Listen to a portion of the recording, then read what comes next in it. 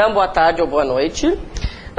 Precisamos terminar os exercícios de pontuação e eu quero saber se vocês fizeram o teminha de casa. Alguns disseram que sim, outros riram, eu não sei o que isso quer dizer, né? Mas enfim, não vamos aprofundar. Vamos lá corrigir o exercício de pontuação com as justificativas, tá? E depois, queridos, nós já passaremos para o conteúdo de regência verbal, certo? A minha ideia terrível para vocês hoje é terminar a pontuação, ver regência verbal e crase. Tá? Vamos lá. A pessoa tem que ser otimista, né? Muito bem. Nós fomos até a letra D, eu acho, né? Até a letra D? Tá. Então, letra E. Minha mãe sempre dizia, nossa vida é o que fazemos dela. O que a gente vai utilizar ali? Minha mãe sempre dizia, 2 pontos. Estamos corrigindo o exercício de pontuação. Minha mãe sempre dizia, 2 pontos, abre aspas, nossa vida é o que fazemos dela, fecha aspas, antes do ponto final. É obrigatório essas aspas? Sim, quando nós vamos indicar a fala de alguém, ou devemos usar aspas ou um travessão. Né? Então eu não sou obrigado a colocar as aspas necessariamente, mas eu preciso... É como quando a gente escrevia o diálogo, né? Você tem que avisar que aquilo é a fala de um personagem. Né? Então, ou o travessão ou as aspas. Atualmente, não sei porque, né, exatamente porquê, mas as pessoas têm preferido usar as aspas, embora as duas formas sejam corretíssimas. Tá? É para a fala. Não, nesse caso é só para isolar a fala de alguém. Né? É para, inclusive a gente viu essa regrinha das aspas e dos 2 pontos também. Né? Eles anunciam uma citação. A fala de alguém tem que ser colocada entre aspas. E esse negócio de ironizar, também vou usar aspas. Também posso usar aspas, mas daí a gente vai perceber a diferença se é uma citação ou uma ironia. Na ironia, normalmente, nós vamos destacar uma palavra. Pelo contexto, a gente vai perceber, né? Se quer ironizar ou não. Fala, querido. Poderia, se tu quiser... Tá, Se tu quisesses enfatizar o sempre, né, poderias colocar entre aspas. Entre aspas não, desculpa, entre vírgulas, sem problemas. Tá. Então, deixa eu só comentar algumas coisinhas. Abrimos aspas ali na palavra nossa e fechamos aspas antes do ponto final. Por que fechamos aspas antes do ponto final?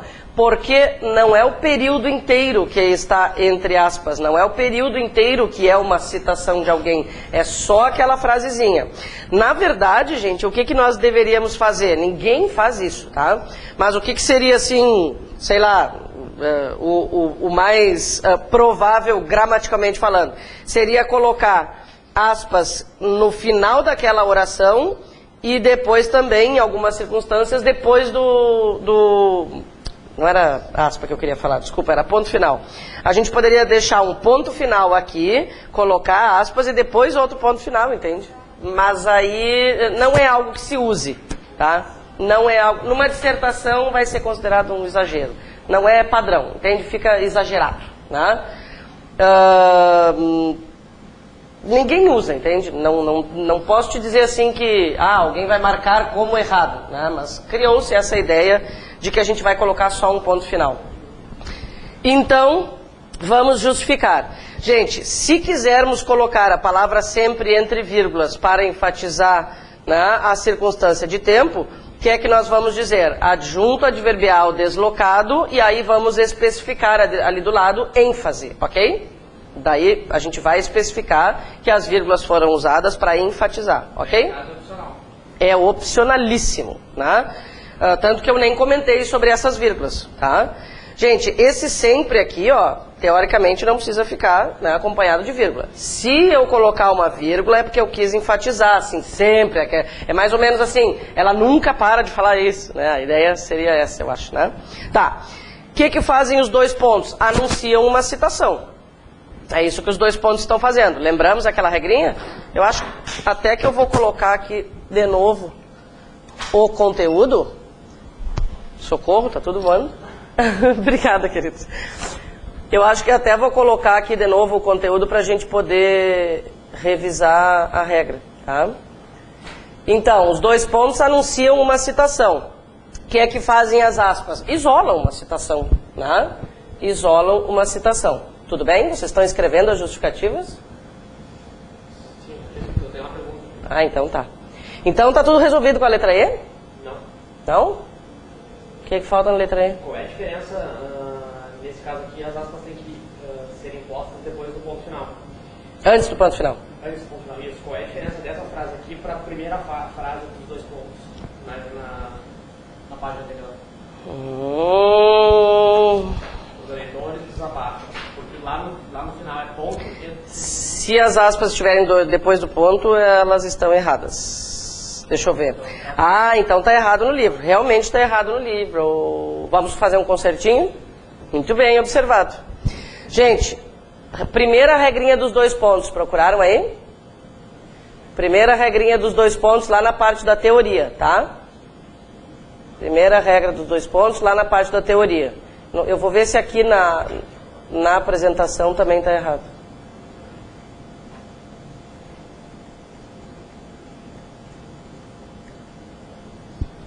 É, tá errado. Olha só, gente, lá no primeiro exemplo, então, dos dois pontos, as aspas devem ser colocadas antes do ponto final, porque é só aquela oração ali que está sendo isolada pelas aspas, tá? E pode colocar o teu pontinho numa redação que ninguém vai marcar errado, só estou dizendo que não é padrão, tá? Tudo bem, então? Arrumaram ali? Tá, legal. Enfim, passaremos para a próxima. É isso? Tá. Letra F. Porto Alegre, vírgula, capital do pôr do sol, vírgula, é hospitaleira. Nós separamos a expressão capital do pôr do sol. Capital do pôr do sol é uma explicação extra a respeito de Porto Alegre, né? O que é aquilo ali? Um aposto, né? Uma explicação extra sobre determinado termo. Essas duas vírgulas poderiam ser substituídas por travessões, poderiam ser substituídas por parênteses também, né? Justificativa aposto. Foi? Tá. Letra G. Gente, eu acho que essa frase letra G, muitos de vocês já devem conhecer, porque ela é um exemplo perfeito de como trocar a vírgula de posição pode trocar o sentido de uma frase também, né? Não sei se vocês perceberam o duplo sentido. Nós podemos colocar a vírgula depois de tem e a vírgula depois de mulheres. Vamos analisar o resultado. Colocando a vírgula depois de tem, o que nós teremos é: se os homens soubessem o valor que tem, vírgula, as mulheres viveriam de joelhos a seus pés. Eu acho que essa não é a melhor frase. Nós poderíamos colocar a vírgula depois de mulheres. Olha só que frase bonita agora. Se os homens soubessem o valor que têm as mulheres, vírgula, viveriam de joelhos a seus pés. Tá. O fato é que cada um pode colocar a vírgula onde quiser. Meninos provavelmente coloquem depois de tem, meninas depois de mulheres, tá? A justificativa é a mesma. Vamos analisar o seguinte. Essa vírgula, gente, foi usada para separar um termo ou uma oração? O que eu quero treinar agora é como chegar ao resultado, né? Como chegar ao resultado, porque a explicação não brota assim, né? Está separando um termo ou uma oração? Oração, né? Se está separando uma oração, gente, nós estamos lá nas regrinhas de período composto, né? Muito bem. Aí, segundo passo, já descobrimos que é uma oração, tá legal. Agora, a gente tem que descobrir se essa oração é coordenada ou subordinada. A primeira oração, que a vírgula está separando, ela poderia formar um período sozinha? Se os homens soubessem o valor que tem, ponto. Ou, se os homens soubessem. Se os homens soubessem o valor que tem as mulheres, ponto. Ela não é uma frase completa. Isso quer dizer o quê? Que ela é uma oração subordinada. Ótimo. Gente, se ela é subordinada, olha só quantas opções nós temos. Duas. Ou ela vai ser adverbial deslocada, ou ela vai ser adjetiva explicativa. Só temos duas opções para subordinadas. Ou adverbial deslocada, ou adjetiva explicativa. Em qual delas nós votamos? Essa aqui, né? Oração subordinada, adverbial deslocada, antecipada, anteposta à principal, enfim, né? Na prática, a gente vai se referir assim, ó, oração adverbial deslocada, tá? Normalmente eu até nem vou usar, né, esse termo aqui, muitas vezes esse termo nem aparece. Lembram, a gente falou sobre umas siglas? É essa sigla aqui, ó. É a oração subordinada que aparece antes da oração principal e a vírgula é obrigatória. Se a ordem fosse invertida, se eu tivesse oração principal em primeiro lugar e subordinada depois, a vírgula seria opcional. Temos 2 verbinhos só, olha só. Oi? Se os homens souberem... Ah, não, nós temos 3 orações, mas, na verdade, quem está exigindo a vírgula é a oração condicional, né? Aquele que tem as mulheres é uma restritiva de valor, né? É uma outra oração restritiva de valor, tá certo? A vírgula foi usada para separar a adverbial deslocada. Vamos supor que a gente tirasse aquela oração ali, ó, que tem as mulheres, tá? Aí, de qualquer forma, a vírgula seria mantida. Tá? Então, a justificativa, né, oração adverbial deslocada, esse nexo aí é um condicional, lembram? Né? É uma conjunção condicional. Gente, essa regra é bastante importante, nós marcamos, inclusive, né? Quais são as 2 regras de vírgula mais frequentes? Tá? O adjunto adverbial deslocado e a oração adverbial deslocada. Nós marcamos essas 2 regrinhas ali na lista, né, do conteúdo. Por quê? Porque nós usamos frequentemente em redações, gente, é incrível o número de adjuntos adverbiais e de orações adverbiais que nós usamos. Tá? Se vocês observarem só essas vírgulas aqui numa redação, já vão evitar um número considerável, né, de descontinhos por causa de pontuação. Então tá. Na letra H, vamos colocar uma vírgula urgentemente, né? Não sei que tenhamos tendências canibais, né? Vamos colocar uma vírgula. Vírgula antes de gente. O que essa vírgula antes de gente está fazendo? Separando um vocativo, né? Tá. Letra I. Gente, na letra I, nós temos orações ligadas pelo nexo E. Vou voltar ali para a telinha onde aparecem as regras. Toda vez que vocês encontrarem orações ligadas com o nexo E, vocês vão decidir o quê? Se os sujeitos são iguais ou não, tá? E se o nexo E tem sentido adversativo ou ele tem sentido aditivo mesmo. Então vamos ver. O dia da festa estava próximo e as obras ainda não haviam terminado. Quem é que estava próximo? O dia da festa. Quem é que ainda não haviam terminado? As obras. A vírgula antes do E, portanto, será utilizada para marcar. Uma forma prática de justificar isso é nexo E.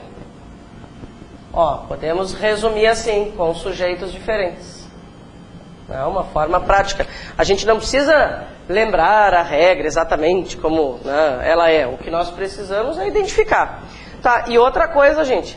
Esse E aí é aditivo mesmo? Nós sempre devemos desconfiar dele. Ele, além de separar orações com sujeitos diferentes, ele equivale a mas. Observem. O dia da festa estava próximo, mas as obras ainda não haviam terminado. Então, o que é que nós vamos fazer? Nós vamos também justificar isso. Nexo E com sentido adversativo. Aí talvez agora vocês pensem, tá, mas se cobrarem na hora da prova, se a vírgula foi usada para marcar nexo E com sujeitos diferentes ou nexo E com sentido adversativo, podem pedir para vocês escolherem uma? Não, porque as 2 são certas. Tá? As 2 são justificativas corretas. Então tá. Foi? Letra J. Organizamos a festa e conseguimos patrocinadores. Temos o nexo E. Vamos analisar o sujeito. Quem é que organizou a festa? Nós. Quem é que conseguiu patrocinadores? Nós. Sujeitos iguais. Vamos ver se o E equivale a mas. Organizamos a festa, mas conseguimos patrocinadores. Não, né, gente? Ainda bem que nós conseguimos patrocinadores. Então, nada de vírgula, nada de explicação. Nada de vírgula e nada de explicação. Só vou colocar vírgula se houver uma regra que faça essa previsão, né? Onde é que tínhamos colocado antes do E? Então olha só, o E une orações com sujeitos iguais, então não tem vírgula. Une orações com o sentido aditivo mesmo, que é o padrão. Então, não tem nada diferente acontecendo. Se não tem nada diferente acontecendo, não tem por que colocar vírgula. Existe ainda a possibilidade de se colocar vírgula antes do E para enfatizar alguma informação qualquer, mas isso ocorre na literatura, né? Então, ele chegou em casa, se eu dissesse, por exemplo, ele chegou em casa e foi deitar, tá? Normalmente não haveria vírgula. Agora, eu quero criar um estilo, né? Eu quero dar ênfase para aquela ação posterior. Então, ele chegou em casa, vírgula, e foi deitar. Por que que eu fiz isso? Porque eu quis enfatizar a informação posterior. Numa prova objetiva, ninguém pode dizer que essa vírgula é obrigatória, tá? Mas pode questionar que a vírgula foi usada para dar ênfase à informação posterior. Tá? Existem várias possibilidades de pontuação que não seguem o padrão, né? E que servem ou para dar ênfase, ou para criar uma forma diferenciada de escrever, enfim. Tá? Mas normalmente essa aí não cai em prova. Porque aí fica meio adivinhação, né? Aí a pessoa tem que adivinhar que o cara quis enfatizar alguma coisa. Não é muito habitual. Então tá, letra L. Ao perceber a confusão, vírgula, saíram correndo. Gente, ao perceber a confusão é uma oração, concordamos? Temos um verbo ali, tá? Primeiro passo é ver se é oração, né? Ou se é termo, expressão. É uma oração. É subordinada ou coordenada? É subordinada, né? Não teria como eu colocar um ponto final no lugar daquela vírgula. Ao perceber a confusão, ponto. E aí? Né? Então ela é subordinada. Agora precisamos decidir se ela é adverbial deslocada ou adjetiva explicativa.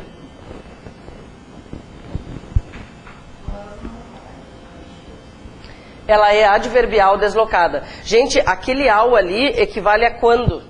Dizer ao perceber a confusão saíram correndo é como se eu dissesse quando perceberam a confusão saíram correndo. É uma oração adverbial deslocada. Mesma regra da letra G.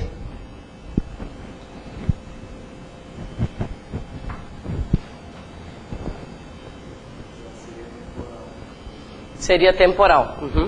Essa aí, gente, é uma oração reduzida, tá? Eu sei que esse nome, né, muitas vezes atrapalha.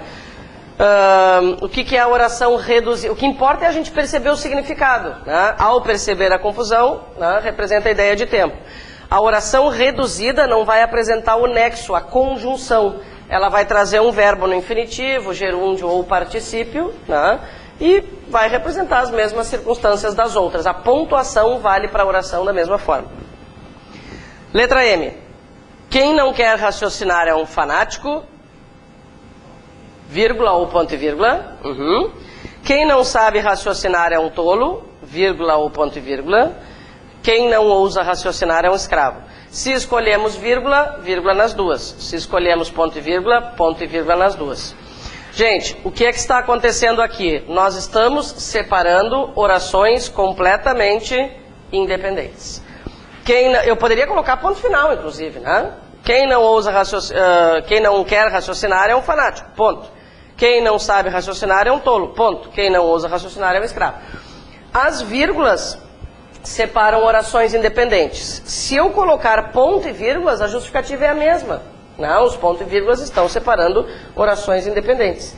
O que o ponto e vírgula faz? Ele cria mais impacto, né? A pessoa vai ler com mais calma, a pessoa vai ler com mais calma, vai dar mais atenção a cada uma das informações, estilo, aquilo que a gente estava falando. Né? Eu quero que as pessoas tenham mais cuidado, é para refletir, não é para ler correndo. A ideia é mais ou menos essa. Né?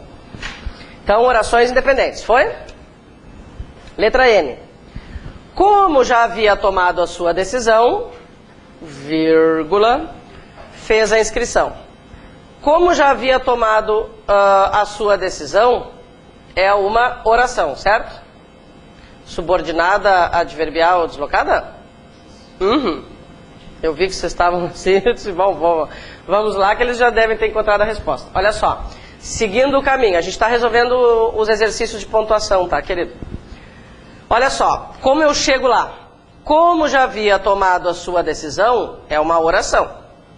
Não tem sentido sozinha, então ela é subordinada. Sim, eu vou, tá? Se ela é subordinada, eu só tenho duas opções. Ou ela vai ser adverbial deslocada ou adjetiva explicativa. Gente, para que seja a adjetiva explicativa, eu preciso que apareça um pronome relativo. Outra coisa, oração adjetiva explicativa não aparece em início de período. Ela precisa explicar algo sobre um termo anterior. Então, em início de período, não. E vamos aproveitar o momento, assim, ó. Para justificar a vírgula, nós não precisamos disso sobre o qual falaremos agora. Mas a gente quer aproveitar. Esse como aí equivale a quê? Qual seria essa classificação? De causa, perfeito. Olha só, porque já havia tomado a sua decisão, fez a inscrição. Fez a inscrição porque já havia tomado a sua decisão. O como, quando inicia período, pode ser causal e conformativo. O que é que a gente faria? Trocaria por porquê ou por conforme. Aqui ele equivale a porquê, né? Ter tomado a decisão é a causa pela qual ele fez a inscrição. Tá, mas enfim, a justificativa da vírgula é oração adverbial deslocada, tudo bem? Gente, estou seguindo, qualquer coisa, gritem. Letra O. Poucos compareceram ao evento, embora a imprensa o tenha divulgado insistentemente. Vejamos, poucos compareceram ao evento, estamos aqui, ó, oração principal. Embora a imprensa o tenha divulgado insistentemente, é a oração subordinada. A vírgula, nesse caso, é opcional. Acho que vale um comentário sobre o fato de que ela é opcional, né? Coloca um comentáriozinho ali, vírgula opcional. Gente, vocês acham que aquele período ali é longo? Aquele letra O ali já é um período longo? É, né? É. Então, o que dizia a regra? Né? A sugestão para que se colocasse a vírgula. Se quiserem colocar a vírgula, vocês podem justificar como período longo, tá? Mas ninguém é obrigado. Numa redação, por exemplo, uma coisa é uma frase qualquer. Outra coisa é uma frase que eu escrevo numa redação. Numa redação, né, a gente colocaria a vírgula para manter a clareza, para garantir a clareza, que é tudo que a gente quer que o corretor ache do nosso texto, que ele é claro. Tá? Então, por que não auxiliar o corretor, né? Tudo bem com a letra O? Letra P. Eram frustradas, insatisfeitas, além disso, seus conhecimentos eram duvidosos. Que horror de frase. Vamos lá. Eram frustradas, vírgula, insatisfeitas, mais uma vírgula. Pois é, se for só vírgula, olha o que vai acontecer. Eram frustradas, insatisfeitas, além disso. O cara que está lendo isso vai colocar tudo no mesmo pacotinho. Ponto e vírgula essencial, né, para ajudar a organizar a ideia. Ponto e vírgula perfeito. Eram frustradas, vírgula, insatisfeitas, ponto e vírgula. Além disso, vírgula, seus conhecimentos eram duvidosos. Aqui nós percebemos a necessidade do ponto e vírgula, a utilidade do ponto e vírgula, né? Senão, eu vou simplesmente enumerando aqueles elementos ali. Quem está lendo não vai adivinhar que tem que dar uma parada estratégica ali, né? Ou pare aqui, colocar uns sinais de trânsito ali, né? Gente, primeira virgulinha. Primeira virgulinha foi usada para separar itens de uma série. Sempre que tiver vírgula e ponto e vírgula, é mais fácil justificar as vírgulas primeiro e depois o ponto e vírgula. É mais ou menos como parênteses, colchete, chaves. Isso vale ainda? Isso eu lembro, não me lembro por quê, mas tinha isso. Tá. A vírgula depois do além disso está fazendo o que então?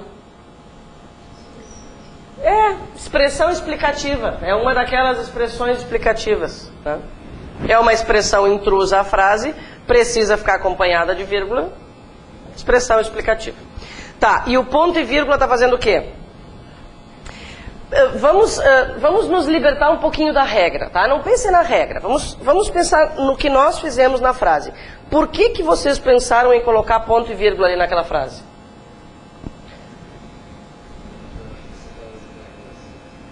Mas, por exemplo, se não tivesse vírgulas nas outras duas orações, vocês colocariam ponto e vírgula?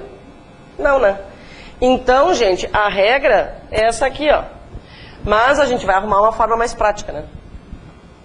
É aquela ali, O primeiro item, ó, separar orações que já contenham vírgulas. Separar orações com vírgulas, a gente pode escrever de uma forma mais resumidinha, né? O ponto e vírgula separa orações com vírgulas. Pronto. Nós só pensamos em colocar ponto e vírgula porque dentro de uma, não precisa ter nas duas, se tiver em uma já está valendo, né? Dentro de uma das orações, ou nesse caso, né, nas duas orações, já havia vírgula. Então, nós queremos, né, separar as ideias. Poderia colocar ponto final, tranquilamente. Claro, eu nem estou dando muita atenção para o ponto final, porque o ponto final resolve os problemas, né? Eu quero que vocês lidem com a frase num período composto, né? Mas lembrar que é substituível por ponto final é importante para lembrar daí que a oração é independente, né? Tá, letra Q. Eu vou ler do jeito que está escrito, tá? As mulheres levarão os doces, os homens, os salgados. Tá, já percebemos a necessidade de uma pontuação, né? As mulheres vão levar os doces, os homens, os salgados, tudo pronto, festa pronta, né? Não, as mulheres levarão os doces, ponto e vírgula. Os homens, vírgula, os salgados. Se eu quiser que o leitor entenda isso, eu tenho que ajudar. Tá, vamos justificar a vírgula depois de homens, então. O que estava fazendo essa vírgula aí? Supressão do verbo. O que nós estamos dizendo é, as mulheres levarão os doces, os homens levarão os salgados, né? Então a vírgula depois de homens marca supressão do verbo, e o ponto e vírgula faz exatamente o mesmo que da frase anterior. Exatamente o mesmo que da frase anterior. Separa orações com vírgulas, ou oração com vírgula nesse caso. Por que nós pensamos em colocar ponto e vírgula? Para separar orações que já estavam acompanhadas de vírgulas. Se não tivesse aquela vírgula numa das orações, dificilmente nós pensaríamos em ponto e vírgula. Tá, e se eu dissesse que esse ponto e vírgula estão separando, esse ponto e vírgula estão é bom, que esse ponto e vírgula está separando orações independentes, seria uma afirmação errada? Não, elas são independentes, né? E também poderíamos colocar ponto final no lugar do ponto e vírgula. Tá bom, letra R. O homem inventou a máquina e ela passou a escravizá-lo. Temos o nexo E. Quem é que inventou a máquina? O homem. Quem é que passou a escravizá-lo? Ela. Já vamos aproveitar o embalo e vamos ver se esse E é um E de verdade. O homem inventou a máquina, mas ela passou a escravizá-lo. Faz sentido? Faz, gente, porque assim, ó... porque assim, ó... Exatamente, é isso. A aditiva lida com o senso comum. Foi bom ter aparecido esse assunto, né? O E aditivo lida com o senso comum. Exemplo, fui à aula e fiz exercício. Nada de muito surpreendente, né? Agora, o homem inventou a máquina, mas ela passou a escravizá-lo. Bom, não era o que ele pretendia quando ele inventou a máquina, né? Se fosse, o homem inventou a máquina e ela passou a auxiliá-lo, aí tudo bem, né? Aí ele seria aditivo. Tá? Então, de novo, na letra R, nós temos os dois motivos comandando a mesma virgulinha antes do E. Quando há uma quebra de expectativa, equivale a mas, né? Aí é adversativo. Tudo bem com a R? Sim, professora. Letra S. Resolvido o assunto, vírgula, todos saíram. Tá. Resolvido o assunto... É uma oração? É. Isso. É uma oração... Você já sabe o resultado, né? É uma oração adverbial deslocada. Como chegaremos a esse resultado? É uma oração subordinada, porque não faz sentido sozinha. Tá? E aí tem que decidir se é adjetiva explicativa ou adverbial deslocada. Adverbial deslocada com o detalhe de que ela é reduzida. Porque o nexo não apareceu. Existem nomes para isso, mas felizmente as provas não cobram, né? Ela é reduzida de particípio nesse caso. Não. O máximo que pode acontecer em relação a essas reduzidas ou desenvolvidas, né? Aquelas com os nexos são as desenvolvidas. O máximo que pode acontecer é eles colocarem duas orações, uma reduzida e uma desenvolvida, e a gente ter que decidir se essa mudança de estrutura provocou mudança de sentido. Exemplo, entre dizer resolvido o assunto, todos saíram, e quando resolveram o assunto, todos saíram, a gente mantém o sentido. Apesar de mudar a estrutura, mantém o sentido. É por aí, né? A classificação em si não se cobre. Então tá. Oração adverbial deslocada. Letra T. Fiz a inscrição e não participei do congresso. Nexo E. Vamos aos sujeitos. Quem é que fez a inscrição? Eu. Quem é que participou do congresso? Eu. Então, pelo sujeito, não preciso de vírgula. Vamos ver se ele é um E de verdade. Fiz a inscrição, mas não participei do congresso. Ele não é um E de verdade. Ele é um E adversativo. Então, só essa segunda justificativa. O que seria o habitual? Vai vírgula antes do E. Olha só, em um caso ou outro, ou quando eles se encontram. Não importa, né? Uma vírgula antes do E. Porque nexo E com sentido adversativo. O que seria o habitual? Fiz a inscrição e participei do congresso, certo?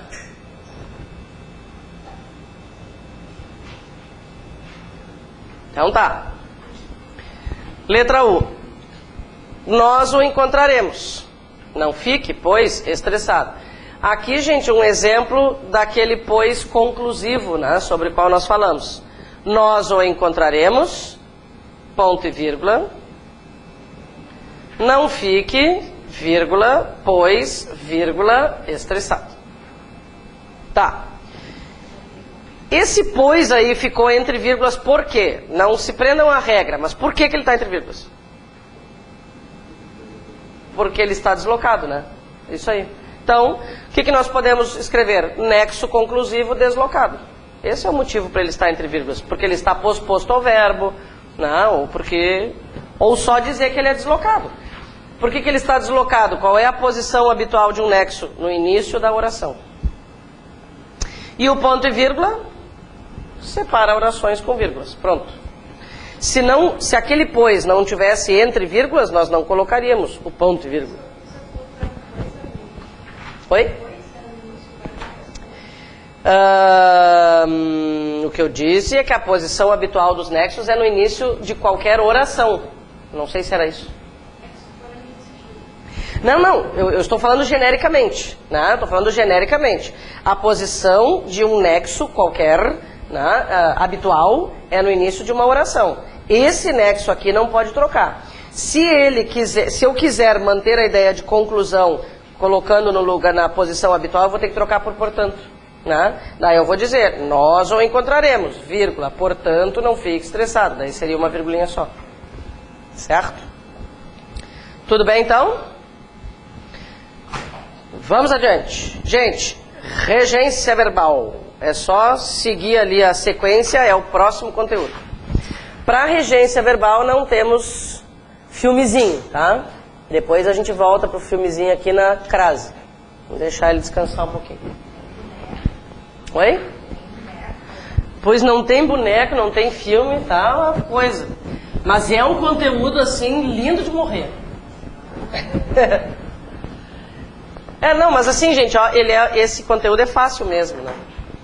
Não estou dizendo que ele é maravilhoso, eu estou dizendo que ele é fácil de entender. Vocês vão entender na hora. Não é uma coisa que tu tenha que ficar processando, sabe? Tu entende na hora qual é o problema. Memorizar. É muita informação. Fica calma. Tudo vai dar certo. Ricardo, querido, eu posso desligar esse aqui, né, para ocupar todo o quadro, depois a gente... Ele é ligável, né? Ele é uma coisa que liga e desliga. Não, mas eu acho que eu sei, eu já aprendi, ó. Viu como eu sou independente? Tá. Vamos lá, então. Regência verbal.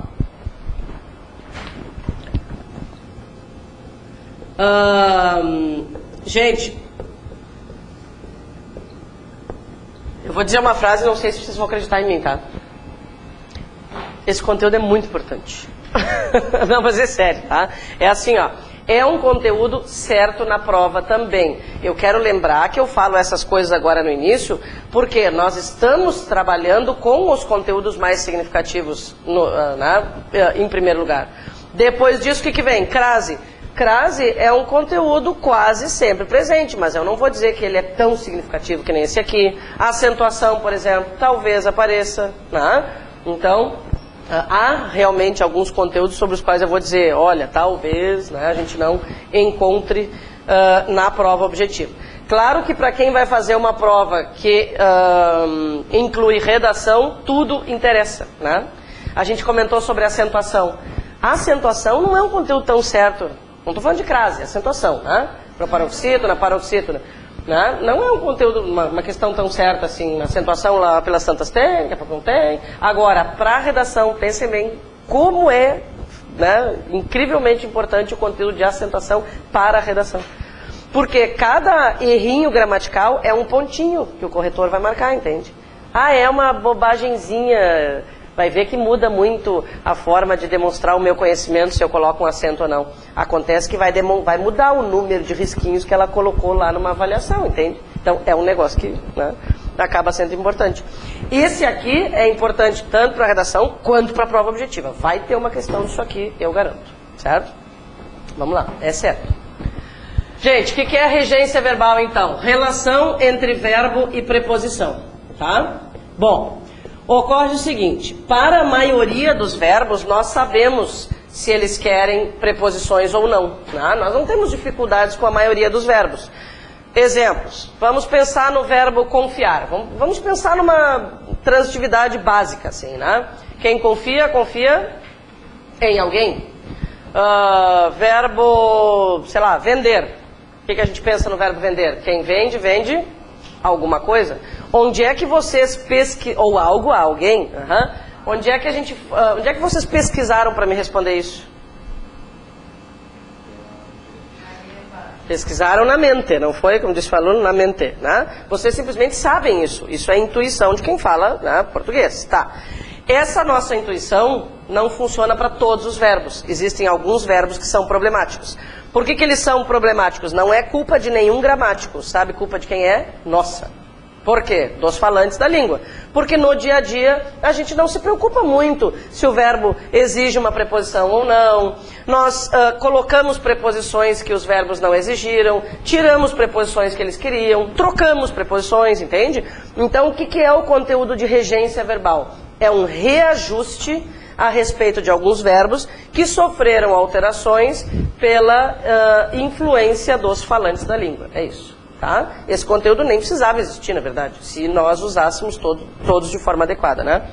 Bom, gente, eu vou fazendo o resumo deles aqui no quadro, a informação vocês têm ali, mas eu gosto de ir fazendo o resumo aqui no quadro, porque aí é mais uma forma de a gente visualizar, memorizar, né? Tentar lembrar isso aí, tá? E eu comentei com vocês antes que não é um conteúdo difícil. Muitos de vocês já devem ter concordado comigo e alguns vão concordar agora. Olha só. Por exemplo, o verbo aspirar pode apresentar mais de um significado, né?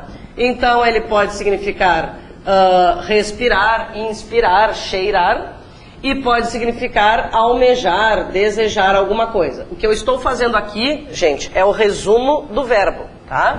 O que eu estou fazendo ali é o resumo da regra. No livro vocês têm a regra completinha, com o significado escrito. Eu só vou colocar, né, as duas possibilidades de classificação. Fala, Ju.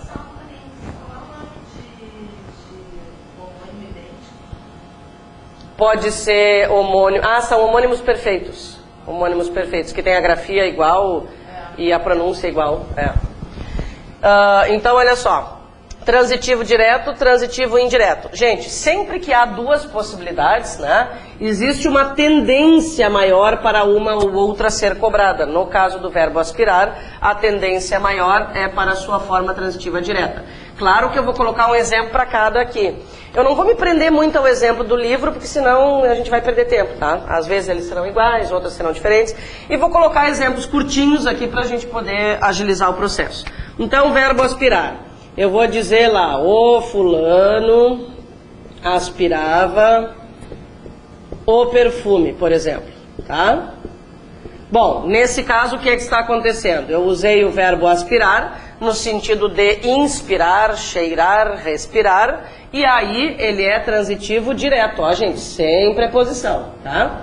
Quando ele significa almejar, desejar alguma coisa, aí é transitivo indireto e exige preposição a. Por exemplo, nós aspiramos ao sucesso. Aqui a gente está usando o verbo aspirar com preposição, né? Observem aqui a preposição.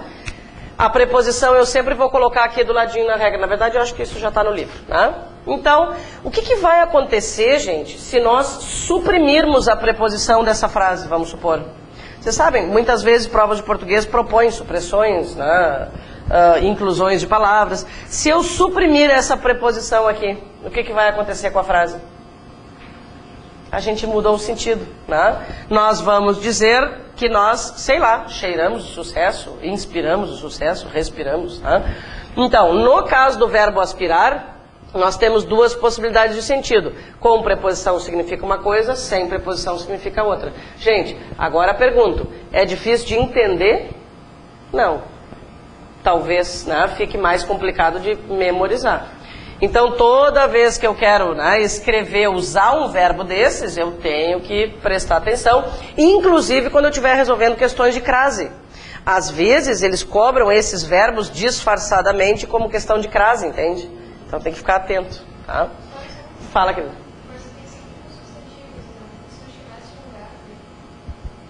Aí provavelmente, se nós tivermos um verbo, provavelmente vai ser uma locução verbal daí, né? Boa noite. Um exemplo, vamos imaginar. Porque na verdade assim, ó, eu não posso te dizer assim, está dizendo de todos os casos? Não, mas não vai. Se tiver um verbo, aquilo ali vai funcionar como locução verbal. Exemplo, sei lá, com o verbo aspirar, agora eu não consigo imaginar uma locução verbal e ele nem pode funcionar como verbo auxiliar. Mas começamos a conversar, vamos supor. Nesse caso, a gente tem uma locução verbal e a preposição só une os dois verbos. No caso desses verbos da regência, o que nós teremos depois são nomes, não verbos. Tá? Não sempre um substantivo, mas sempre um nome. Muito bem, gente, o segundo verbo é o aspirar. Não é o aspirar, é o assistir, tá? Segundo verbo, assistir. Muito bem. Ele pode ser transitivo direto ou transitivo indireto, exigindo preposição a. Novamente, né? Aquele mais usado pelas pessoas e, portanto, aquele que tem mais probabilidade de aparecer num texto e, consequentemente, mais probabilidade de ser cobrado numa prova é o assistir como transitivo indireto. Isso também tem mais uma explicação, né, gente? Qual dos dois pode nos atrapalhar, principalmente numa prova? O que tem preposição ou o que não tem? O que exige preposição, né? Até porque, dependendo da palavra posterior, podem acontecer outras coisas, né? Já veremos um exemplo. Assistir como transitivo direto é auxiliar, ajudar, né? Então eu vou dizer, por exemplo, o médico assistiu os enfermos. Nesse caso, estamos usando o verbo assistir no sentido de ajudar, prestar auxílio, dar assistência. Por isso existe a tal da expressão assistência médica, porque ajuda médica, né? E vamos imaginar que a frase seja essa aqui. Nós assistimos a peça teatral. Gente, o que é que vai ter que acontecer nessa frase? Vai ter que acontecer crase, né? Já vamos nos preparando para a crase, que é o próximo conteúdo. E já vamos observando que ela tem lógica, ela faz sentido. A crase tem motivo para existir, né? Qual é o motivo? Esse a é a preposição exigida pelo verbo assistir no sentido de ver, ser espectador de alguma coisa, né? E esse a é o artigo correspondente ao substantivo feminino peça. Como eu não posso dizer... eu posso falar, nós aspiramos ao sucesso, né? Mas se eu tiver dois As, não tem como dizer nós assistimos a palestra, né? Ou a peça teatral. O que é que a gente faz?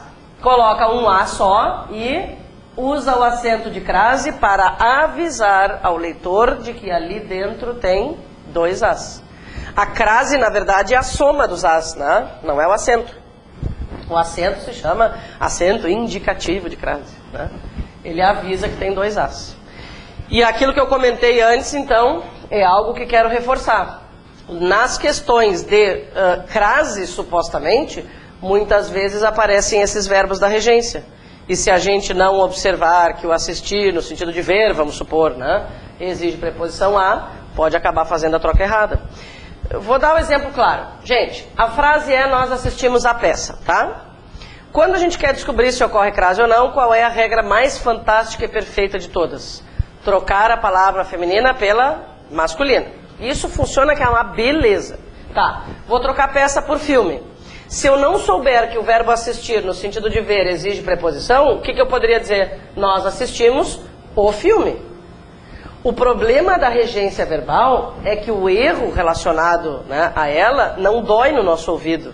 Né? Nós não estamos muito preparados para observar o deslize de regência verbal, porque simplesmente não é o que nós usamos no dia a dia. No dia a dia nem o verbo assistir a gente usa. A gente diz, eu vi o filme. Né? Então, querer usar a intuição, né, em prova de português, a gente já sabe que pode ser perigoso em muitos casos. Em regência verbal é desastre certo. Então tá. Entenderam o que eu quis mostrar? Se eu só trocasse pela masculina, eu ia dizer nós assistimos ao filme. Mas eu tenho que saber que ele exige preposição para pensar que é ao filme para decidir que tem crase. Então tá. Existem algumas obs ali sobre não aceitar o oblíquo. Depois a gente vai falar disso, tá? Não estou pulando a informação. Só para não perder o foco. 2 próximos verbos, esquecer e lembrar. Gente, esses 2 verbos aqui são... eles apresentam 2 regências que são igualmente importantes, tá? Eu não vou marcar uma ou outra, né? Eles podem ser usados de forma transitiva direta e podem ser usados de forma transitiva indireta. Tanto faz, eu só preciso observar alguns detalhes. Então eu vou dizer, por exemplo, eu esqueci o presente, tá? Fui a um aniversário lá e esqueci o presente, tá? Muito bem. O que aconteceu nesse caso? O verbo esquecer não está acompanhado de um pronome reflexivo. E agora vocês talvez tenham pensado, pronome reflexivo, né? Já vamos ver como é que fica com o pronome reflexivo. Ó. Eu tenho essas 2 possibilidades. Quando uso os verbos esquecer e lembrar, posso aplicá-los de forma reflexiva ou não. Verbos de forma não reflexiva. Eu esqueci, tu esqueceste, ele esqueceu, nós esquecemos, vós esquecestes, eles esqueceram, tudo normal. Com os pronomes reflexivos, como é que vai ficar? Eu me esqueci, tu te esqueceste, ele se esqueceu, nós nos esquecemos, vós vos esquecestes e eles se esqueceram. Tá. O que eu preciso procurar em primeiro lugar? Essa criatura aqui. Se o pronome reflexivo estiver presente na frase, o verbo vai ser transitivo indireto e vai exigir preposição de. Então eu posso dizer, eu me esqueci do presente. É o pronome reflexivo que determina a preposição e não o contrário, tá? Então, eu me esqueci do presente ou eu esqueci o presente. Ou eu tenho pronome e preposição ou nenhum dos 2. E, mais uma vez, confirmando como o deslize de regência verbal não é algo para o qual o nosso ouvido está, né, preparado. Se alguém falar para vocês assim, ó, eu esqueci do presente, né? Estão lá numa festa e alguém diz, eu esqueci do presente. Ninguém na hora vai perceber, que horror, tu não usaste o pronome reflexivo, então este verbo não deveria ser transitivo e indireto. Né? Agora, se alguém falar, tomara que tu seja feliz, meu querido, o cara está fazendo aniversário. Todo mundo vai perceber, né? É isso que eu quero dizer. Então, erro de regência é disfarçadinho, só, né? Regra, estudo.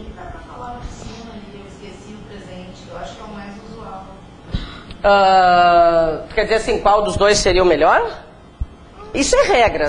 É a mesma coisa que tu me perguntares assim, ó. Por que o verbo precisar exige preposição de? Porque é assim, foi definido assim, Deus quis, eu acho. Oi? Tanto faz, os 2 são ótimos.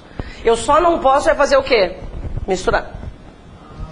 Então o que eu estava dizendo era, eu não posso falar, eu esqueci do presente. Aí não, por quê? Porque daí não coloquei pronome. Então, um dos 2, tá legal. Tá? Gente, e aí vai a minha sugestão, né? Eu sempre dou essa sugestão, eu sei que é cretina, mas que opções nós temos para esse conteúdo? Temos duas opções. As duas são igualmente trabalhosas, tá? Mas uma é mais eficiente que a outra. Duas opções. Ou eu decoro tudo isso, e já temos coisa suficiente para decorar na vida, né? Até passar no concurso. Ou então eu aplico isso de verdade na minha vida, no meu dia a dia, na hora que eu vou escrever um e-mail, na hora que eu vou escrever qualquer bilhete, enfim, eu incorporo isso à minha realidade. E outra, gente, existem alguns verbos que nem são tão frequentes assim para nós, né? Mas esses aqui sim, ó, esses aqui eu posso observar no dia a dia. No início, claro que é chato, mas depois a gente se acostuma. E funciona. Tá legal. Ó, outros dois verbinhos, gente, que trazem uma regrinha bem singela, assim, ó. Por que eu digo que a regra é singela? Sabe por que eles estão aqui? Obedecer, desobedecer. Eles estão aqui só para lembrar uma coisinha para nós, que eles são sempre transitivos indiretos. Sempre com preposição a. Então, agora vamos dar exemplos. O que eu quis chamar atenção para o fato de que eles não têm mais de um significado, mais de uma estrutura. Eles exigem preposição e as pessoas não usam a preposição. Gente, eu vou usar aqui um exemplo de placas que a gente tem aí pela cidade toda, sem o acento que deveria ter. Você já deve ter visto essa placa aqui. Claro, aquilo, eu sei que talvez alguns pensem assim, crase, aquilo ali não muda a vida de ninguém. Muda a nossa vida na hora de fazer uma questão para passar no concurso, né? Ora bolas. Então, a pergunta é, tudo bem que não muda a vida de ninguém não colocar o acento, mas eu tenho uma contra-pergunta, por que não colocar? Né? Por descuido, despreocupação, enfim. Para evitar a fadiga? Gostei. Deve ser. Imagina ter que pensar nisso. E outra, puxa vida, já que vai ser uma placa que vai, ao longo de toda a terceira perimetral, tem essa maldita placa. E nenhuma das placas tem um acento, porque eu já olhei todas. Tá? Então, por que não colocar? É um desserviço, né? Aliás, não tem nem ponto final também, nem acento, nem ponto final. Pois é, eu já pensei nisso, eu já pensei. Mas acho que, no fundo, não ia ser uma boa ideia. Vou precisar de advogados para me defender depois. Tá, gente? Então, só para lembrar isso. Eu obedeci ao regulamento, eu obedeci ao sinal de trânsito, né? Sempre com preposição. Não é uma coisa complexa, é algo que eu preciso incorporar no meu dia a dia. Então tá. Verbos chegar e ir.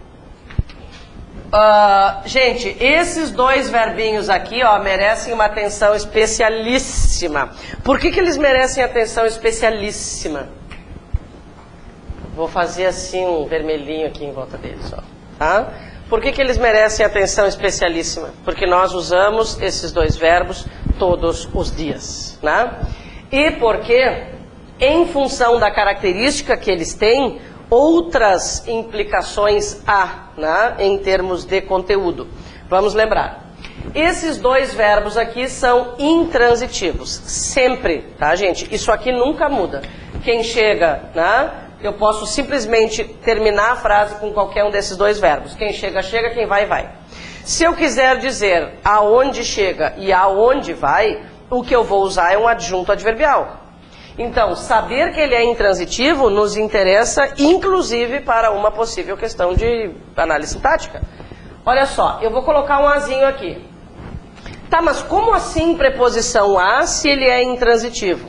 Bom, eles são intransitivos, tudo bem. Mas o adjunto adverbial que normalmente acompanha esses dois verbos deve começar com preposição a. Então, quem chega, chega a algum lugar e quem vai, vai a algum lugar. Vamos colocar um exemplo para cada um.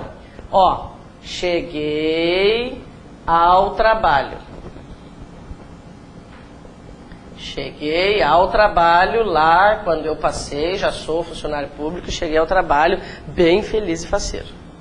Gente, então, cheguei, verbo intransitivo, tá? Cheguei, verbo intransitivo. ao trabalho, adjunto adverbial.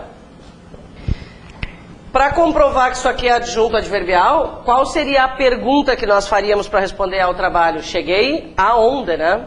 Para que ele seja objeto indireto, a pergunta tem que ser qualquer uma com preposição mais que ou quem, né? E a palavra que não aparece aqui. A única expressão que já é aceita como norma culta com a preposição em, que é o que nós gostaríamos de usar todos os dias, é a expressão em casa, tá?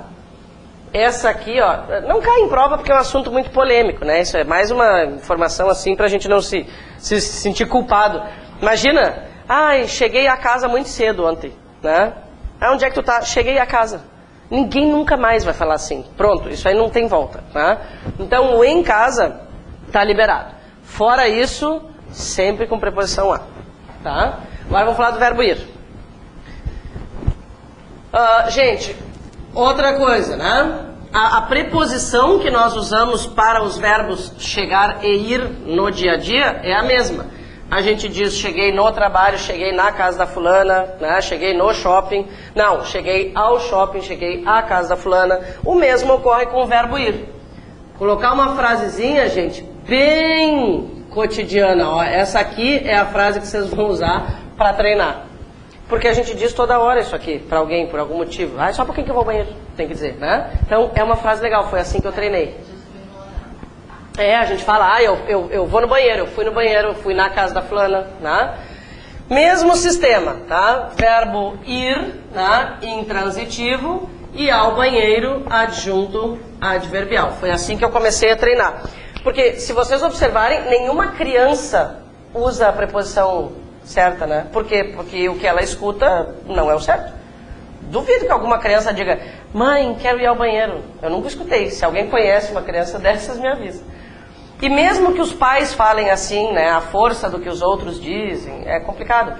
Então, o que eu estou querendo dizer? Que chega um dia na vida de uma pessoa que ela tem que decidir se ela vai consertar as preposições ou não, né? Eu um dia consertei, eu um dia decidi, porque imagina eu ficar aqui explicando isso, aí ali fora eu digo para um de vocês, só um pouquinho, depois eu explico, agora eu vou no banheiro. Acabou todo meu, né? Acabou minha reputação. Então, é uma forma de a gente memorizar.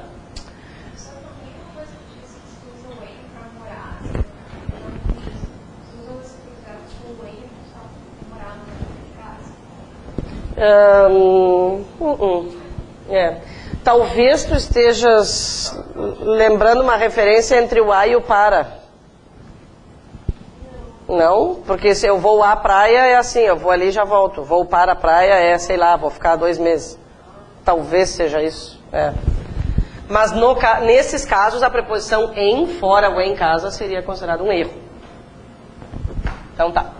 Gente, vocês me permitem falar um palavrãozinho? É leve, tá? E tem motivos didáticos, é sério. Sabe quando a gente... Eu não falo palavrão, né? Vocês provavelmente não têm escutado nenhum. Mas esse tem motivos didáticos, a pessoa nunca mais esquece. Sabe quando nós mandamos alguém longe, assim? Não muito longe, tá, gente? Coisa leve, tá? Eu vou escrever uma frase aqui. Não estou mandando ninguém a lugar nenhum, tá? É só uma frase, tá? Olha só, eu quero que vocês analisem. A gente está irritado com a pessoa, tá? Daí a gente manda a pessoa a merda, tá? A palavra era merda, tá? Tá. Aí a gente mandou a pessoa a merda. Eu queria que vocês analisassem essa frase quanto à regência verbal. Correta ou incorreta? Correta. Então, analisem a situação. Por que para mandar a pessoa longe a gente usa a regência verbal correta e para dizer que vai ao banheiro a gente usa a preposição em? A gente não fala assim, ô meu, vai na merda, né? Então, se vocês esquecerem a regência do verbo ir, olha só que coisa elegante, tu manda longe, mas com classe. Não? Eu acho que o início da coisa. Sabe o que é ouvido? É ouvido. Vai, acho que vá. Vá à merda. As pessoas não dizem vá na merda também.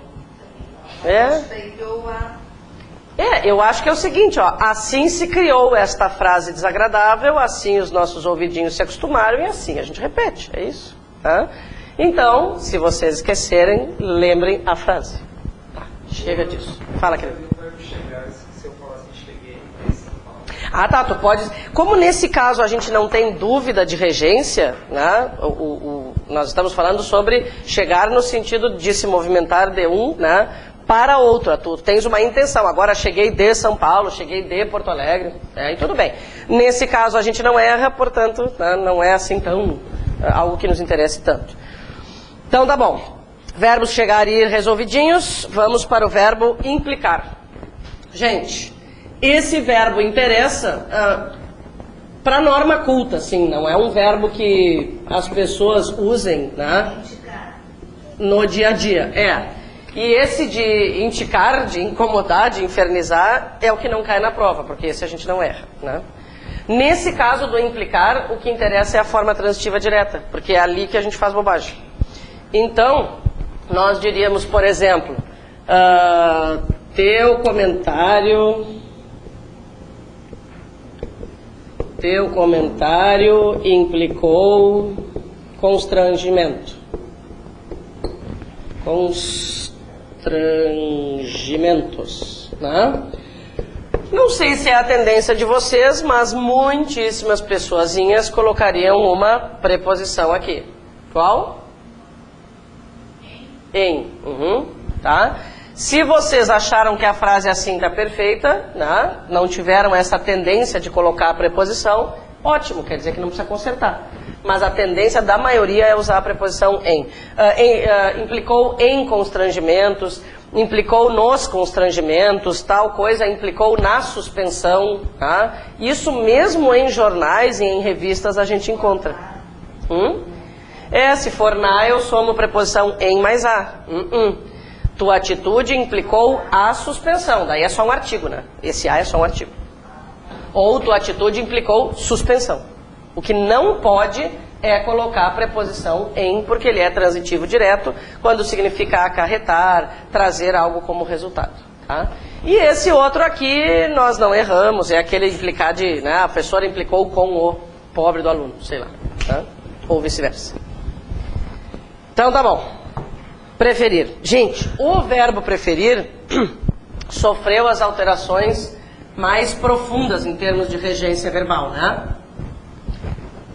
Como é que nós aplicamos normalmente o verbo preferir? Na maioria dos casos, a gente diz que prefere uma coisa que outra, né? Olha só, ele é transitivo direto e indireto com preposição a. Cruz, o que eu fiz aqui?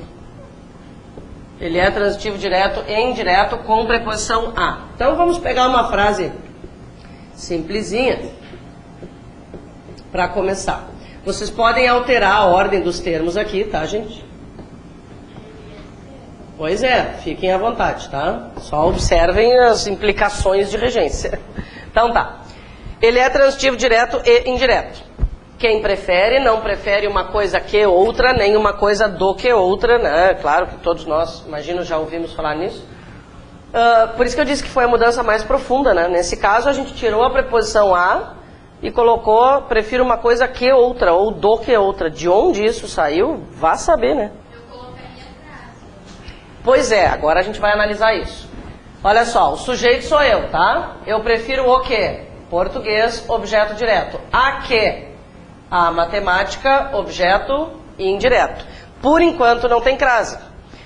E aí vai a minha pergunta para todos. Coloquei acento de crase. Isso aqui é uma frase que está de acordo com a norma culta? Isso é bem típico da fundação, né? Assinale a opção que segue a norma padrão. Tá. É norma culta isso aí agora, com acento de crase? Não é. Por que não? Sem o acento é. Tá tudo bem. Tá? Isso não quer dizer se abre Não é porque dá para substituir do que matemática. Olha só, vamos analisar. Vamos analisar. Esse a que está aqui é a preposição exigida pelo verbo preferir, certo? Tá. Se eu colocar um acento de crase, o que eu coloquei aqui dentro? Um artigo. Se a matemática ganhou um artigo, o português também quer. Lembram? Paralelismo. Tá? É uma sutileza, gente. Mas é algo exigido, inclusive, em redação, né? É um detalhe importante, tanto para a prova objetiva quanto para a redação. Então, Na verdade, quando eu uso esse verbo, eu estou enumerando dois substantivos, né? Se eu coloquei artigo para um, o outro também será acompanhado de artigo. Então, agora esta frase está correta novamente. Eu posso colocar artigo para os dois ou tirar o artigo dos dois. O que eu não posso é colocar o artigo para um substantivo e não para outro. Tudo bem?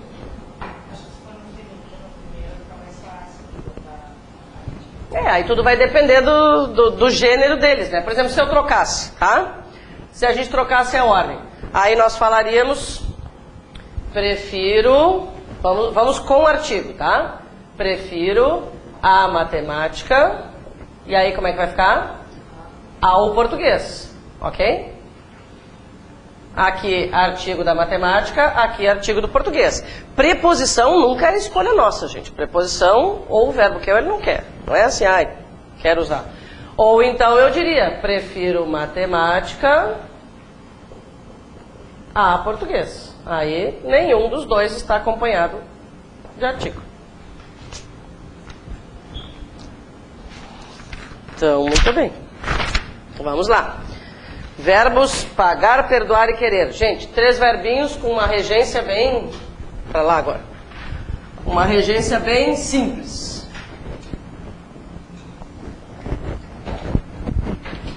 Inclusive, assim, eu coloquei para esse conteúdo 2 exercícios, né? A gente vai ficar um bom tempinho ali fazendo exercício, porque o essencial para essa matéria é o treinamento, né?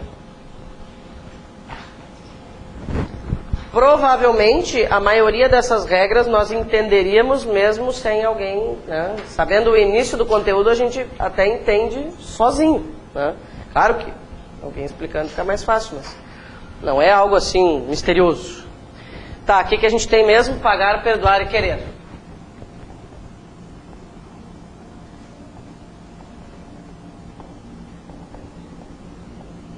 Muito bem. Gente, esses 3 verbos funcionam assim. Quando se referem a coisas, são transitivos diretos. Quando se referem a pessoas, são transitivos indiretos. Ponto. Tá? Então, vamos pegar um exemplo aí com perdoar. Tá? Eu perdoei teu comentário, vamos supor. Tá? A apostila está errada. Fala em pessoa. Tem um não.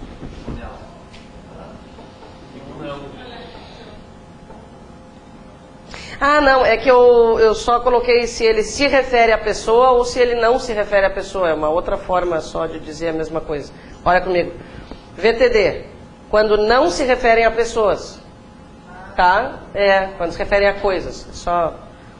É porque a palavra coisa eu acho meio feia de colocar no livro, assim, por isso que eu resolvi dizer que não se refere à pessoa. Pois é, na redação não. Aliás, é bem uma forma bem específica, né, de lidar com a palavra coisa. Então, resumindo, dá no mesmo, tá? Olha só, perdoei teu comentário. Aqui o verbo perdoar está se referindo a comentário. E a análise não é nada profunda, não é pessoa, é coisa, né? Comentário não é pessoa, então é coisa, tá? Vamos analisar um exemplo ali, né, com o verbo perdoar se referindo à pessoa. Eu perdoei ao meu irmão, vamos supor, né? Agora sim, usei a preposição. Estou me referindo, né, à pessoa, portanto, com preposição. O mesmo funciona para os outros.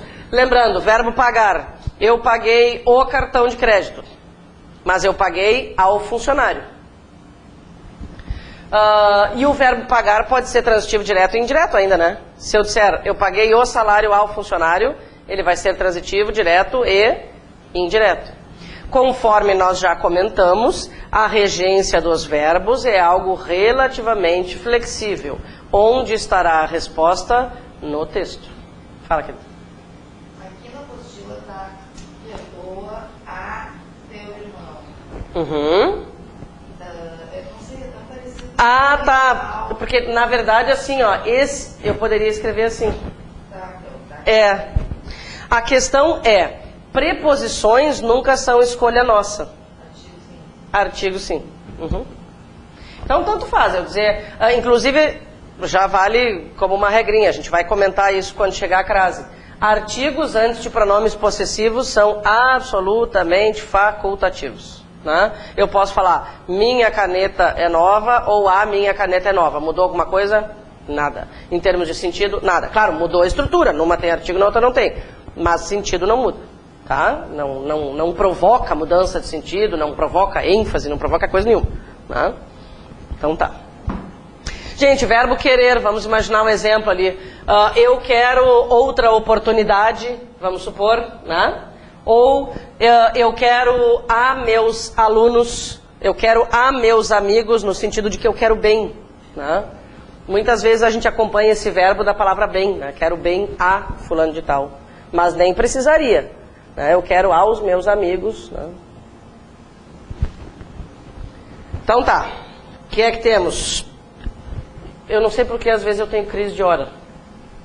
O intervalo é às 9, né? Tá. É porque eu me atrapalho com manhã, noite, eu já não sei mais o que está acontecendo. Tá. Então, informar. Vamos lá. Gente, esses verbos aí também, provavelmente, não tragam novidades. A gente só quer recordar o cuidado, né, que se deve ter ao utilizá-los. Eu vou comentar sobre o verbo informar, e o que nós comentarmos sobre o verbo informar vale para todos aqueles que estão na listinha ali, tudo bem? Tá. Gente, eles são transitivos diretos e indiretos, mas observem, eu não vou colocar a preposição ali do lado.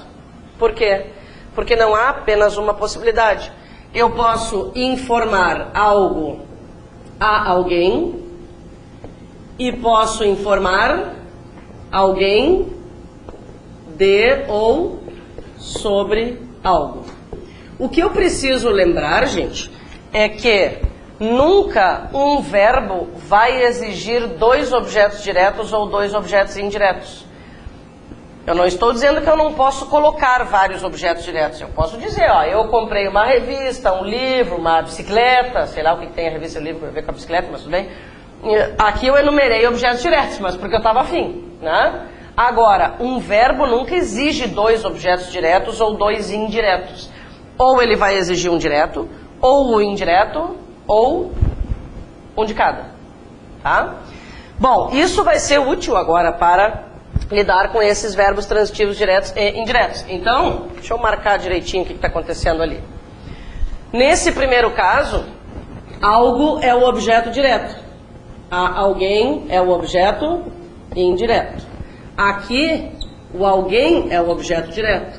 E o de ou sobre algo é o indireto. Tá, vamos criar exemplos. Eu posso dizer, informe a data da prova ao candidato.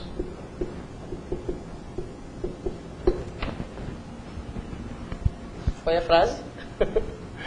Informe a data da prova ao candidato. Tá. Informe o quê? A data da prova, né? Objeto direto.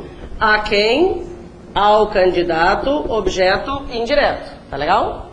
Agora, gente, como é que nós podemos montar essa estrutura para informar alguém de ou sobre algo? O que eu vou dizer?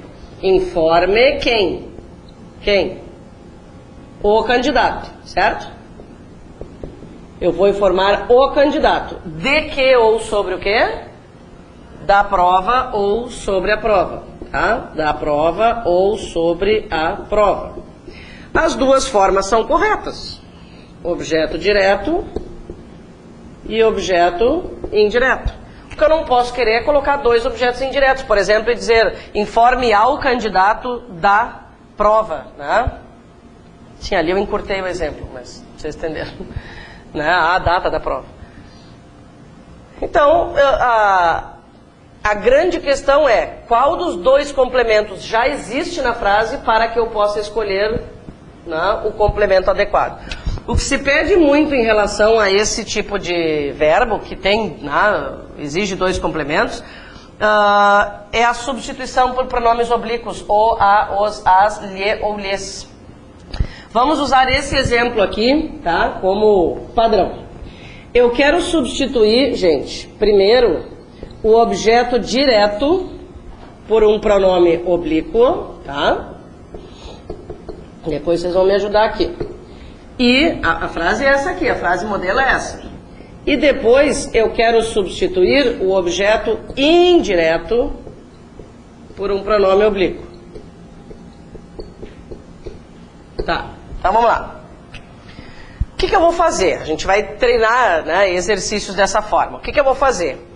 Eu vou analisar qual dos dois complementos já está na frase. Isso é uma medida que facilita a nossa vida. Ao candidato é um objeto indireto. Então o que é que está faltando? Direto.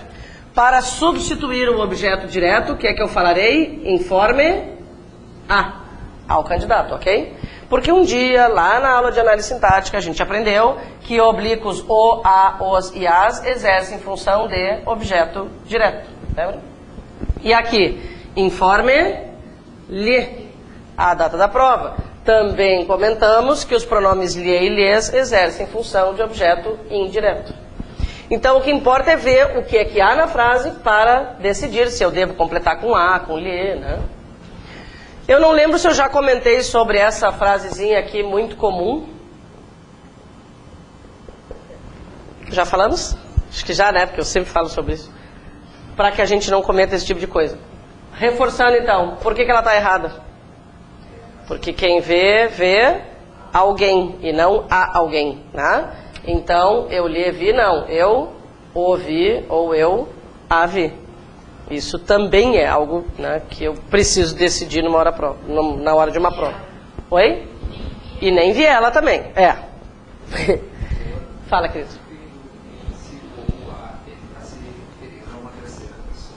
Uhum. Sim. Me pergunta sobre alguém. Sim. E agora se eu quiser falar que Aí eu teve. Aí é o T. Uhum. O que as pessoas fazem? Elas pensam em falar o T. Mas aí elas acham que aquilo... Normalmente quando tu não tem muita intimidade com a pessoa, né? Daí tu não quer usar o T, que é muito pesado. Te vi, quem, meu filho? Às vezes a pessoa não quer essa intimidade toda. Então a gente cai nisso, né? É normal, entende? É normal. Por quê? Porque ninguém tem o hábito de usar os oblíquos o. Mas se for segunda pessoa, eu te vi. Uhum. É melhor falar eu te vi do que eu lhe vi. O lhe parece mais educadinho, né? Com as mimosas. Galdéria? É bonito o T, não fala assim. Na dúvida, digam, eu vi você. Pronto. Pois é, também vocês não me deixam uma solução, né? Nada tá bom também, assim não vale. Gente, verbo namorar. Olha que coisa singela. O verbo namorar, eu não vou nem colocar frase, gente. Vocês não vão esquecer isso, né? Ou já usam de forma adequada. Quem namora, namora alguém e não com alguém. Pois é. Eu estou namorando com o fulano. Não, eu estou namorando o fulano. Eu não consegui ainda criar uma estatística. Existem pessoas que falam namorar com, né? Mas eu não sei, assim, não consegui ainda estabelecer quem. Talvez seja uma influência do ficar, né? É ficar com, mas é namorar. Outro verbinho, gente, que está aí só para lembrar que é transitivo direto, é usufruir. Quem usufrui, usufrui alguma coisa. Então, nós usufruiremos o quê, gente? Me ajudem, completem a frase comigo aqui. Nós usufruiremos o quê? O cargo de funcionário público. Pode ser? Pode ser? O cargo. Nós usufruiremos o cargo. O que não pode? O que não pode? Colocar a preposição de. Né? É uma tendência. Eu vou usufruir do cargo. Eu estou usufruindo das férias. Não, eu vou usufruir alguma coisa. Eu posso dizer que eu vou usufruir o cargo, aquele cargo, qualquer cargo. A questão não é se tem artigo ou não. Cuidado para não pegar o foco errado. A questão é se tem preposição ou não. Não tem preposição. O resto é escolha minha. Eu posso dizer que eu vou usufruir o cargo, um cargo, qualquer cargo, aquele cargo, este cargo. Não é do cargo. Não. A ideia, né, de ele fazer parte dessa lista é justamente mostrar que é transitivo direto. Talvez haja uma influência do verbo desfrutar. A gente desfruta de alguma coisa, mas a gente usufrui alguma coisa. Às vezes a gente faz associações porque os verbos são sinônimos, aí tu acha que a regência é a mesma. Claro que isso tudo acontece de forma meio intuitiva, assim, né? Bom, verbo responder. Gente, ele não tem mistério, tá? Eu só quero constatar uma coisa. Eu não vou pretender aqui ensinar como as pessoas usam, né, o verbo responder. Só lembrar coisas que acontecem para que a gente não fique em dúvida, né, em algumas circunstâncias. Olha só, não vou nem colocar a regra, tá? Vamos analisar os exemplos. Se eu disser responda aos e-mails, tá? Muito bem. Grafia, tranquila, tá? Responda aos e-mails. Isso aqui é um objeto indireto, tá? O verbo responder, transitivo indireto, quando seguido de um complementozinho comum, tá? Mas ele é transitivo direto quando ele é seguido de oração. Mas isso todos nós já sabíamos, a gente só está constatando. Quer ver? Respondi que não voltaria. Gente, nenhum de nós teria a tendência de colocar um A aqui, né? Respondi a que não voltaria, certo? Então, eu só quero lembrar que é assim mesmo que acontece e essas duas formas estão corretas, né? O verbo responder, quando é seguido de uma oração, é transitivo direto. Quando é seguido de um complemento, né, comum, não uma oração, transitivo indireto. Isso aqui é uma conjunção integrante, estamos reconhecendo? Eu respondi isso, né? Porque muitos perguntam assim, ó, tá, mas e agora? Eu não tenho que colocar uma preposição aqui, né? Por isso a gente resolve comentar, tá? Só para lembrar, se é uma oração, realmente não tem preposição. Uhum. É aquilo que a gente estava falando, né? O erro de regência verbal não irrita o nosso ouvido, e isso é um perigo, né?